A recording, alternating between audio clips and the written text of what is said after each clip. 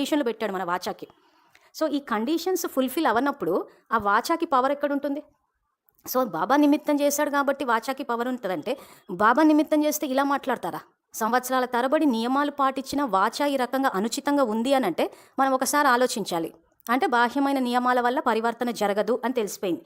So ఏ నియమాలు పాటించాలి? ఆత్మాన్న స్థితిలో ఉండి, పరమాత్మ స్మృతిలో ఉండి, ఆజ్ఞాకారులై ఈ 23 మే 1974లో ఏదైతే వాచా సేవకు సంబంధించి బాబా సూచనలు ఇచ్చారో ఇవి పాటిస్తే. తర్వాత ఈ మురళిలో ఇంకా తెలుసుకోవాల్సిన ఒక విషయం ఏమంటున్నారంటే బాబా, సత్యవచన్ మహారాజ్ అన్న వరదానం నేను అందరికీ ఇవ్వను అంటున్నాడు. సో సదా వరదాని అయిన పరమాత్మ సద్గురువుగా అన్ని వరదానాలు ఇస్తాను, కానీ సత్యవచన్ మహారాజ్ అన్న వరదానాన్ని మాత్రము అందరికీ ఇవ్వను, అది అందరికీ లభించదు అంటున్నాడు. ఎందుకంటే మన నోటిదూల విషయానికి వచ్చేసరికి పరమాత్మ కూడా ఆలోచించాల్సిన పరిస్థితి వచ్చింది వరదానాలు ఇవ్వాలంటే.